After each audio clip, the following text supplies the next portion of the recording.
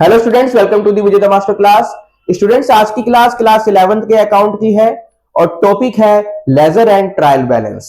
Laser हम already solve कर चुके हैं, कैसे प्रिपेयर करना है पार्ट 1 में, और पार्ट 2 में हमने लेजर के बेस पे ट्रायल बैलेंस बनाना सीखा था। आज हम दोबारा से ट्रायल बैलेंस बनाएंगे, पर लेजर के बेस पे नहीं, किसी डिफरेंट मेथड से। जहां पे हमें टी फॉर्म में डाटा दिया हुआ रहेगा, उसको डायरेक्ट हमें क्या करना है, ट्रायल बैलेंस में उनकी एंट्री पास करनी है। ठीक है, यानी एक आपका ट्रायल बैलेंस आप on the basis of ledger करते हो और एक विदाउट लेजर करते हो। ठीक है ना। तो आज हम जो ट्रायल बैलेंस करने वाले स्टूडेंट्स वो विदाउट लेजर है। और जो मेरा ये वाला पार्ट है स्टूडेंट्स, ये आखिरी पार्ट है इस चैप्टर का, पार्ट 3। और इसके बाद फिर हम नेक्स्ट चैप्टर पे मूव ऑन करेंगे। ठीक है ना। सबसे पहले इस क्वेश्चन को सॉल्व करने के लिए हमें कुछ चीजें पता होनी चाहिए, कुछ बेसिक चीजें पता होनी चाहिए। ठीक है, तो बेसिक चीजें क्या है स्टूडेंट्स, आओ देखते हैं। देखो, CLEAR क्या हुआ, क्लियर है ना students. C for capital, L for liability, E for expense,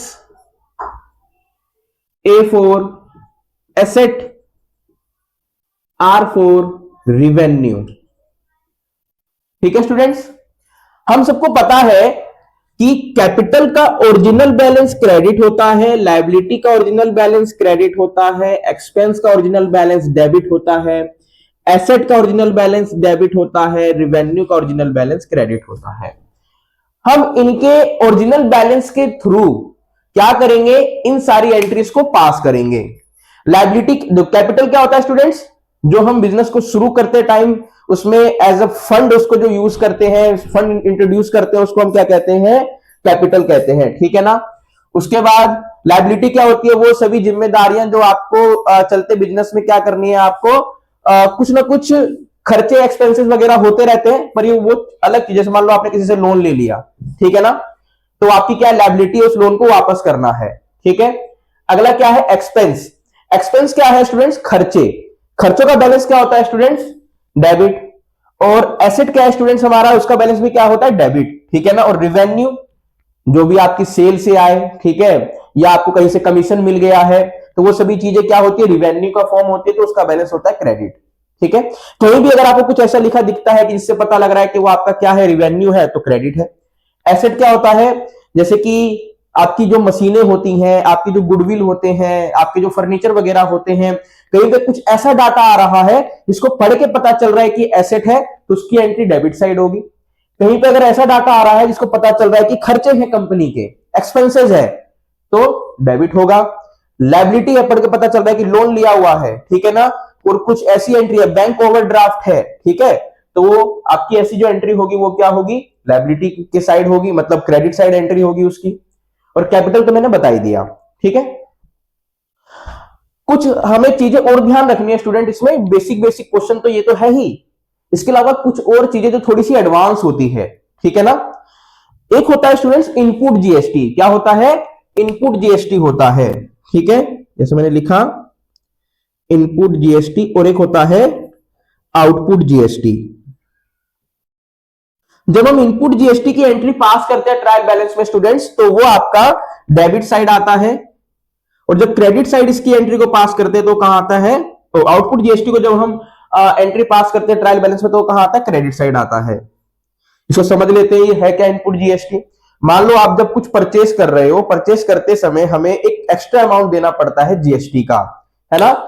जो एक्स्ट्रा अमाउंट होता है वो ओरिजिनल प्राइस से, जैसे मान लो कोई समथिंग 18,000 रुपए का कोई समथिंग प्रोडक्ट है, उस पर हमें 18% और जीएसटी देना है 18,000 के अलावा, तो वो क्या है, आपका जीएसटी है।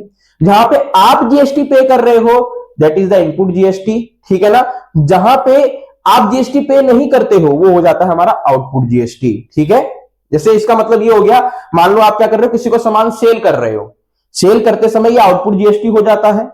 ठीक है, जब आप किसी से रिसीव करते हो। और इनपुट जीएसटी क्या हो जाता है, जब आप किसी से सामान परचेज कर रहे हो। ठीक है स्टूडेंट्स। अच्छा, इसके अलावा एक एंट्री और समझना है हमें, जैसे bank overdraft. Bank over draft, ठीक है ना। बैंक ओवरड्राफ्ट रहेगा स्टूडेंट्स, तो इसकी एंट्री भी क्या होगी, क्रेडिट साइड, क्योंकि बैंक ओवरड्राफ्ट क्या होता है स्टूडेंट्स, ये लायबिलिटी होती है। जैसे कि मैंने कहा कि ये जो बैंक ओवरड्राफ्ट जो फैसिलिटी होती है, बैंक सभी कस्टमर्स को नहीं देती है, सिर्फ कुछ ही कस्टमर को देती है। इसका मतलब क्या होता है, मान लो आपके अकाउंट में डेली बेसिस पे ट्रांजेक्शन होता रहता है, ठीक है ना, और समटाइम ऐसा हुआ कि आपने किसी को चेक वो क्या कहते हैं इशू कर दिया जितना आपके अकाउंट में बैलेंस नहीं था। मान लो समथिंग वो 10,000 एक्स्ट्रा आपने एक्स्ट्रा अमाउंट का चेक इशू कर दिया, 20,000 एक्स्ट्रा अमाउंट का चेक इशू कर दिया, तो बैंक क्या करती है उस केस में, उस चेक को क्लियर कर देती है। तो जो भी आपने एक्स्ट्रा अमाउंट उसमें चेक में फिल किया होगा, 10,000 20,000, तो बैंक ने उसको क्लियर कर दिया, तो वो एक्स्ट्रा अमाउंट आपका क्या हो गया, बैंक ओवरड्राफ्ट हो गया, ठीक है ना। तो उस केस में आपका एक तरीके से लोन ही तो हो गया, तो लायबिलिटी होगी, क्रेडिट बैलेंस हो गया, ठीक है। अच्छा, अब जैसे मैं बात कर रहा हूं स्टॉक की, किसकी, स्टॉक की। स्टॉक कोई सा भी हो, क्लोजिंग हो, ओपनिंग हो, इसकी एंट्री हमेशा ऑलवेज डेबिट साइड होगी, ठीक है। पर यदि ऐसा लिखा हुआ है क्लोजिंग स्टॉक के केस में आफ्टर पास्ट एडजस्टमेंट्स या आफ्टर एडजस्टमेंट्स, तो इसकी एंट्री हम नहीं करेंगे। नॉर्मल अगर क्लोजिंग स्टॉक लिखा है स्टूडेंट्स, तो उसकी एंट्री डेबिट साइड होगी। ओपनिंग स्टॉक लिखा है, उसकी भी एंट्री डेबिट साइड होगी। पर यदि मैं कह रहा हूं आपसे स्टूडेंट्स, क्लोजिंग स्टॉक लिखा है और नीचे ब्रैकेट में छोटा सा क्या लिख दिया कि आफ्टर एडजस्टमेंट या पास्ट एडजस्टमेंट, कुछ ऐसा लिख दिया, ठीक है, तो उसकी उस क्लोजिंग एंट्री, क्लोजिंग स्टॉक की एंट्री हम ट्रायल बैलेंस में नहीं करेंगे, ठीक है। तो कुछ ऐसी चीजें थी जिसको हमें ध्यान रखना था क्वेश्चन करते समय। अब हम एक बेसिक छोटा सा क्वेश्चन हमने लिया है, इसको मैं राइट डाउन करता हूं, सॉल्व कर, राइट डाउन तो कर दिया क्वेश्चन, इसको सॉल्व करता हूं, ठीक है। यहां पे बनाता हूं ट्रायल बैलेंस का फॉर्मेट स्टूडेंट्स, छोटा सा, date, particular, LF, debit and credit, ठीक है, यही होता है। डेट, पर्टिकुलर,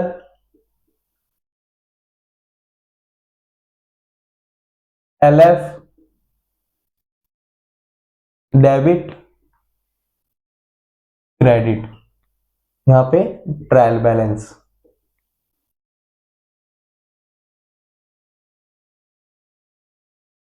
ठीक है। आइए एक एक करके एंट्री पास करते हैं। सबसे पहली एंट्री है, देखो यहाँ पे डेट नहीं स्टूडेंट, सीरियल नंबर है, तो हम यहाँ पे उसी चीज को फॉलो करेंगे, सीरियल नंबर राइट डाउन करेंगे, ठीक है ना। सबसे पहली एंट्री क्या है स्टूडेंट्स, कैपिटल। हमें पता है कैपिटल का बैलेंस क्या होता है, ओरिजिनल बैलेंस क्रेडिट होता है, तो कैपिटल अकाउंट लिख के एंट्री पास करेंगे कैपिटल के क्रेडिट साइड। कैपिटल अकाउंट कितना है, 2 लाख। अच्छा, नेक्स्ट क्या है, स्टॉक। स्टॉक कैसा भी हो स्टूडेंट्स, क्लोजिंग हो, ओपनिंग हो, ठीक है, तो उसकी एंट्री क्या होगी, अभी मैंने बताया था डेबिट, तो डेबिट कर दो इसको स्टॉक अकाउंट करके। कितना स्टूडेंट, 70,000। नेक्स्ट है student cash. Cash is a part of the asset. Cash क्या है, एसेट है, और एसेट का बैलेंस क्या होगा स्टूडेंट्स, डेबिट होगा, ठीक है। Cash account debit 1,80,000। नेक्स्ट क्या है, debtor. Students debtor is also a part of the asset, ठीक है ना। डेटर का मतलब क्या होता है कि मान लो आपने किसी को कोई भी गुड्स सेल किया, पर वो क्रेडिट पे आपने सेल कर दिया, आपने जिस पर्सन को सेल किया क्रेडिट पे, तो वो आपका क्या हो गया, डेटर हो गया। डेटर क्या होता है, मैंने बताया एसेट होता है, और एसेट का बैलेंस डेबिट, तो यहां पे लिखेंगे डेटर अकाउंट, ठीक है, क्या लिखेंगे, डेटर्स अकाउंट, कितना है, 3 लाख, ठीक है। Fifth entry creditor. क्रेडिटर का मतलब क्या होता है स्टूडेंट्स, क्रेडिट साइड एंट्री, यानी किसी को आपने किसी से उधार पे सामान खरीदा होगा स्टूडेंट्स, ठीक है ना। तो उधार पे सामान खरीदते हैं स्टूडेंट्स, तो हमारे क्या बढ़ने लग जाते हैं, क्रेडिटर्स बढ़ने लग जाते हैं, और क्रेडिटर का जब बढ़ने लग जाता है यानी हमारी लायबिलिटी बढ़ने लग जाती है, और लायबिलिटी का बैलेंस क्रेडिट होता है, तो क्रेडिटर्स अकाउंट 1 लाख, ठीक है। Six, bank loan. Bank loan I have already told you, about loan, loan is the part of the liability, liability का पार्ट ही हमारी है ना, तो लाइबिलिटी है तो क्या होगा, बैलेंस क्रेडिट होगा। ओ बैंक लोन लिखना है हमें यहां पे, बैंक लोन अकाउंट कितने से स्टूडेंट्स, 150। नेक्स्ट 7, सेल, सेल क्या है, हमारा रिवेन्यू का पार्ट है, ठीक है ना। सेल यानी जिससे हमें इनकम हो रही है, सेल हो, कमीशन हो, इंटरेस्ट रिसीव हो, बिल रिसीव हो, ठीक है, या मैं कहता हूं रेंट रिसीव हो, तो ये सभी इनकम है, तो इनकम का बैलेंस क्या होगा, क्रेडिट होगा, है ना, रिवेन्यू। तो sales account 3 lakh. Last entry 8, purchase, purchase students क्या है, हमारा एक्सपेंस है, और एक्सपेंस का बैलेंस क्या है, डेबिट है, परचेज एक्सपेंस है ना स्टूडेंट्स, तो परचेज अकाउंट क्या हो जाएगा, 2 लाख, ओ डेबिट, ठीक है। अब ट्रायल बैलेंस में क्या क्या चीज हम करते हैं, दोनों तरफ का अमाउंट ऐड करते हैं, और ऐड करने के बाद दोनों तरफ का अमाउंट यदि बराबर है तो हमने एंट्री बिल्कुल सही पास की है, और यदि दोनों तरफ का अमाउंट बराबर नहीं आ रहा यानी हमने कुछ गलत कर दिया है। आइए सबको एक एक करके ऐड करते हैं और पता करते हैं क्या बैलेंस इक्वल है तो अच्छी बात है, ठीक है। इन सबको रफ कर दो जो एक्स्ट्रा लाइन से नीचे, क्योंकि यहीं पे ऐड करेंगे हम। तो कितना है, 1,80,000 एंड 3 लाख, 2,70,000। अब सबको ऐड कर दो स्टूडेंट्स, ठीक है ना। तो क्या आएगा यहाँ पे देखो, 0 0 0 एंड अगेन 0, 8 और 7 कितना हो जाएगा स्टूडेंट्स, 15 हो जाएगा, कितना हो जाएगा, 15, है ना। 8 9 10, हाँ 15 हो जाएगा, 1 कैरी एंड 3 2 5 6 7, ठीक है। कितना आया, 7,50,000, 7,50,000। क्या इधर भी वही है मेरे पास, 2 लाख, 1 लाख, 150 एंड 3 लाख, 0 0 0 0 5, 3 2 5 6 7, 7,50,000, ठीक है। स्टूडेंट्स देखो दोनों तरफ मेरे पास बैलेंस बिल्कुल सेम आया है, तो हमने जो ट्रायल बैलेंस प्रिपेयर किया है बिल्कुल ठीक है, ठीक है स्टूडेंट्स। ऐसे इजी क्वेश्चन होते हैं, मुश्किल नहीं होते हैं। जो चीज मुश्किल वाली चीजें हैं मैंने आपको यहां बताया, जैसे बैंक ओवरड्राफ्ट है, स्टॉक के केस में यदि आपको लिख दिया है एडजस्टमेंट, लिख दिया है आफ्टर एडजस्टमेंट या पास्ट एडजस्टमेंट, तो उस क्लोजिंग स्टॉक की एंट्री नहीं होगी। उसके अलावा चाहे ओपनिंग स्टॉक हो चाहे क्लोजिंग स्टॉक हो, तो आपका क्या है वो डेबिट साइड होगा। या कैरीज इनवर्ड कैरीज आउटवर्ड लिखा है तो वो भी एक्सपेंस ही है, एक्सपेंस का बैलेंस डेबिट होता है। तो देखो ये चीजें आप रूल्स ऑफ डेबिट क्रेडिट में सीख चुके हो कि क्या चीज डेबिट करनी है क्या चीज क्रेडिट करनी है, ठीक है ना। तो अगर आपने रूल्स ऑफ डेबिट क्रेडिट ठीक से करा होगा तो यहां पे दिक्कत नहीं आएगी, ठीक से नहीं किया होगा तो दिक्कत आ जाएगी स्टूडेंट्स ट्रायल बैलेंस में। तो इसका फटाफट से स्क्रीनशॉट ले लो स्टूडेंट्स। अब मैं मिलता हूं आपसे नेक्स्ट क्लास में किसी डिफरेंट टॉपिक के साथ। तब तक के लिए आप मेरे वीडियो को ज्यादा से ज्यादा शेयर करो, लाइक करो और सब्सक्राइब करो, और इतना इसको शेयर करो और लाइक करो ताकि मुझे मोटिवेशन मिले कि हाँ मैं आपके लिए ऐसे रेगुलर बेस पे वीडियो डालता रहूं, अपलोड करता रहूं। क्योंकि मेरा मोटिवेशन मेरे वीडियोस के शेयर से और लाइक से ही मुझे मिलेगा और सब्सक्रिप्शन से ही मिलेगा। और मैं जितना वीडियो डालता रहूंगा उतना आप सबके लिए भी हेल्पफुल होता रहेगा कि हाँ यूट्यूब पे कोई एक और टीचर है जो काफी इजी वे में पढ़ा रहा है, ठीक है।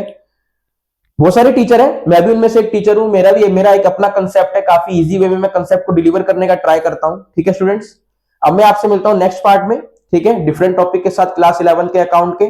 तब तक के लिए स्टूडेंट्स जय हिंद।